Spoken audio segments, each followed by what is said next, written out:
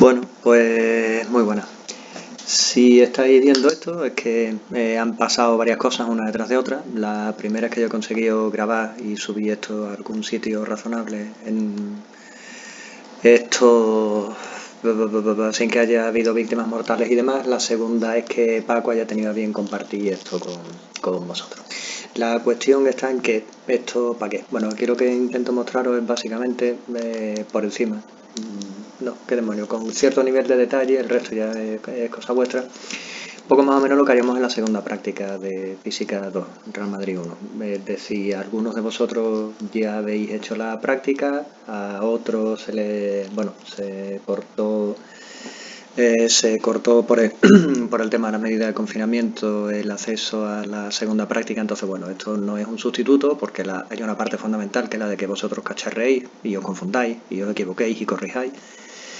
Pero por lo menos eso, daros una idea más o menos por encima de esto de qué iba. Entonces, muy brevemente, ¿qué es lo que veríamos aquí? Poco más o menos. Bueno, pues lo que veríamos es lo siguiente. En primer lugar, a ver si vuelvo. ¿Dónde vamos? Esta de aquí. Lo que veríamos es una descripción muy rápida de los elementos teóricos en los que se basa la práctica. Esto ya lo habéis visto en teoría. Y entonces no debería dar demasiado problema, pero bueno, simplemente para ponernos un poco en contexto, ¿no? Después un recordatorio, quizás aquí ya no tan rápido, de qué es lo que cuáles serían los cacharros que se manejarían en el laboratorio y tal. Esto quizás sí venga un poco mejor porque hay gente que ha estado cacharrando en el laboratorio hace ya bastante tiempo. Es normal que no se acuerde. Al cabo de 2 semanas, pues al cabo de 3, de 4, pues la cosa todavía podía peor. Después ya pasaríamos en los apartados 2.3, 2.4 y 2.5 a lo que sería la descripción de los circuitos que vamos a montar. Son circuitos muy sencillotes con los que se van a intentar comprobar en distintos pasos algunos de los elementos de las leyes de Kirchhoff y cosas que se deducen a partir de las leyes de Kirchhoff. Ahí, aunque no lo incluyo en este pequeño sumario que tenéis en pantalla, lo que sí vamos a intentar de alguna forma describir cómo se haría esto con el cacharreo laboratorio, que sea un poco en plan chapuza, pero bueno, tengo el material que tengo aquí en casa. Y después una pequeña descripción de cómo se podría hacer una simulación, por ejemplo, utilizando una web de Ablet que está con acceso público, que es falstaff.com. Bueno, pues dicho esto, yo creo que ya vamos a empezar con lo que sería la primera parte. Muy brevemente, simplemente esta analogía ya la hemos utilizado varias veces al hablar de lo que sería circulación de corriente en medios conductores cuando existe una cierta diferencia de potencial. Y ahora que hacemos una analogía entre la cantidad de carga por unidad de tiempo que pasaba por el conductor y la cantidad el volumen de agua que pasaría por unidad de tiempo por una tubería. Entonces, si tenemos en un momento determinado un caudal al que llamamos Q1 aquí de 1 metro cúbico por segundo, en el caso de que estuviéramos en condiciones en las que no hay fugas de agua, es decir, no se está escapando de la tubería y por otra parte no hay aportes adicionales, yo me voy a otro elemento a otra parte de la tubería y debería obtener que el caudal allí también es de 1 metro cúbico por segundo. De la misma forma, si estuviéramos hablando de una tubería que se divide en dos, en un punto determinado tenemos un caudal de 1 metro cúbico por segundo y después salen dos tuberías. Yo juraría que en realidad ya he dibujado un culo, pero bueno, pero salen dos segmentos de tubería por los que circulan dos caudales Q2 y Q3 respectivamente en las mismas condiciones de antes, es decir, suponiendo que no hay fugas ni aportes adicionales de agua, lo que deberíamos obtener es que la suma de esos dos caudales, Q2 y Q3, debería ser igual a la que tenemos en el punto anterior de la tubería. Pues con las intensidades de corriente veremos que pasa poco más o menos lo mismo en las condiciones en las que nosotros vamos a estar trabajando, en las que no vamos a tener elementos que estén aportando ni quedándose con carga en estos circuitos con elementos pasivos que vamos a ver. Brevemente también recordaros de lo que serían las reglas de Kirchhoff y que están basadas en un par de definiciones. La primera sería la del nudo, es decir, la de un punto en un circuito en el que tenemos una unión de dos o más conductores, excepto si pensamos en lo que sería la conexión del voltímetro. En la práctica anterior, la práctica 1, el circuito no tenía nudos, es decir, eso no estaba. Los que vamos a ver ahora sí, en algunos. Después tendríamos lo que es una malla, que sería una porción cerrada de circuito que se puede recorrer completa sin pasar 2 veces por el mismo punto. Pues nada, si tiene el ratón la voluntad de salir, pues nada, todo esto de aquí que estamos señalando sería una malla y aquí tenemos un nudo, aquí tenemos otro nudo, aquí otro, aquí otro. Y llamaríamos rama a lo que sería una línea cualquiera de una malla entre dos nudos de la misma. Bueno, ahí abajo tenemos una y tenemos otra, en fin, ahí tendríamos 4, ¿no?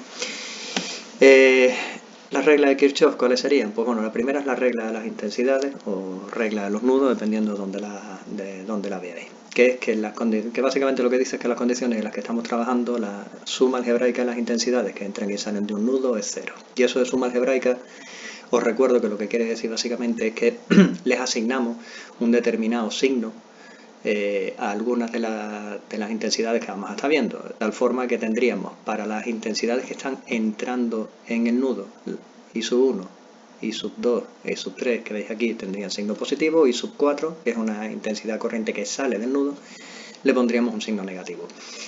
Del hecho de que la suma de esas 4 tenga que ser 0, se deduce inmediatamente lo que veíamos antes con el agua de la tubería, es decir, la suma de lo que entra por aquí, lo que entra por aquí, lo que entra por aquí, pues tiene que coincidir con la que sale por el otro lado.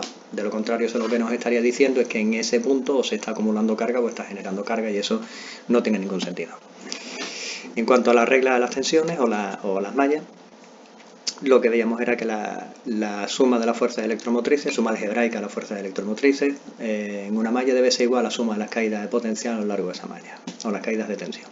Ahí, por ejemplo, tenemos una malla sencillota con una única fuente de alimentación que cuando la conectamos hace que circule una determinada corriente por ahí. Le hemos puesto 2 resistencias, entonces solamente tenemos una fuente.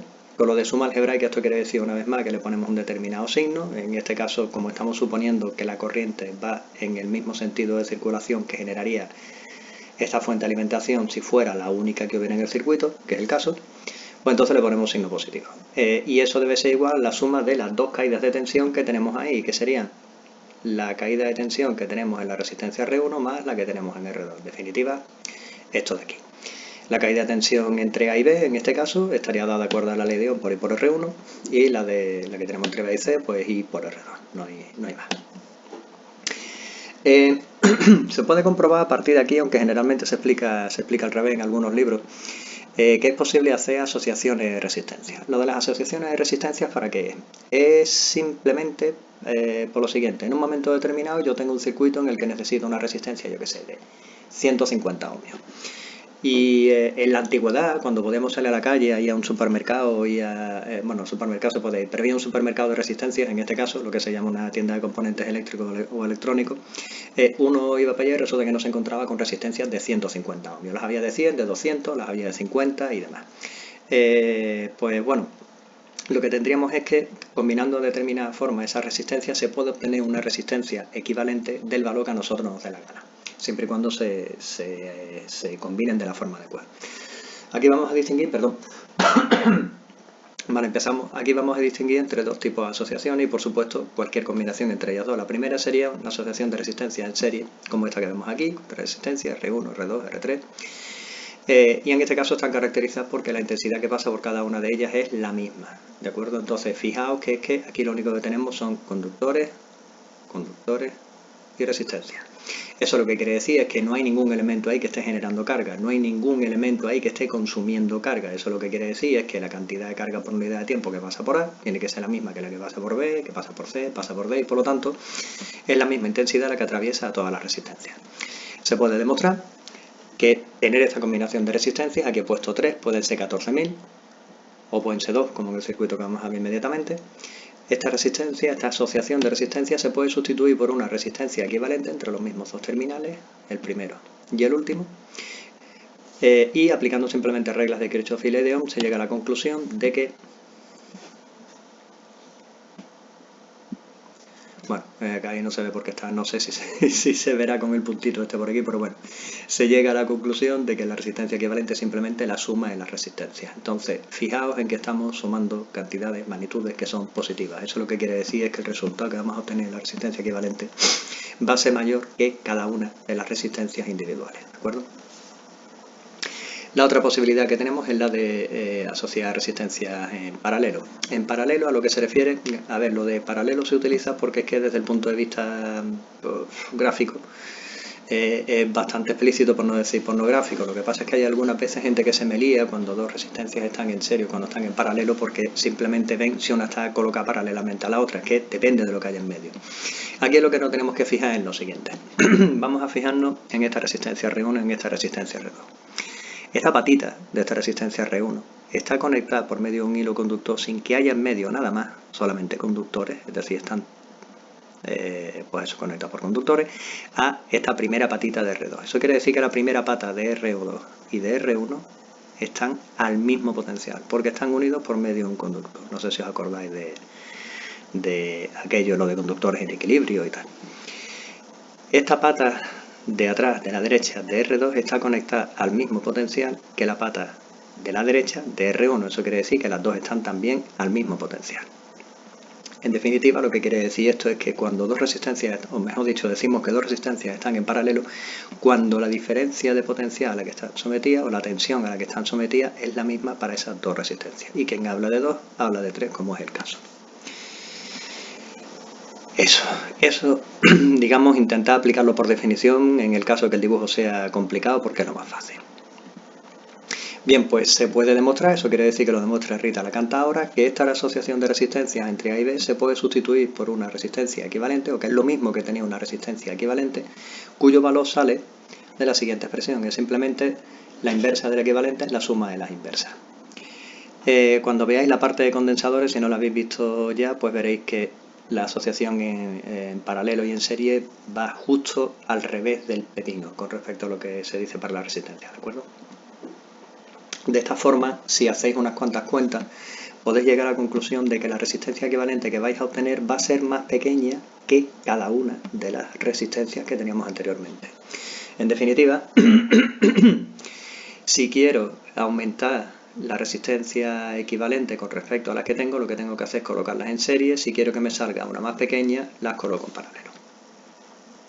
Hay una cosa que sí me gustaría aclarar, que es que no recuerdo si la versión actual del boletín de prácticas esto venía o no, pero se da esta expresión de aquí para la resistencia equivalente cuando tenemos solamente dos resistencias. Esta es absolutamente correcta, no tengo nada que decir, sería simplemente esta no existe, hacéis las cuentas, sale esto de aquí. El problema es que hay mucha gente que coge y me lo extrapola cuando tenemos 3, 4 o 14.000 resistencias. Esta expresión no sería aplicable, habría que partir de esta de aquí, ¿de acuerdo? Si hacéis las cuentas, simplemente con 3 resistencias y metéis otra R3 aquí y aquí un más R3 en el denominador, lo que os sale es que eso tiene dimensiones de resistencia al cuadrado, es decir, eso no puede ser una resistencia, eso está mal, simplemente tened cuidado con eso. Y pasaríamos a continuación a la siguiente parte que lleva siendo ahora.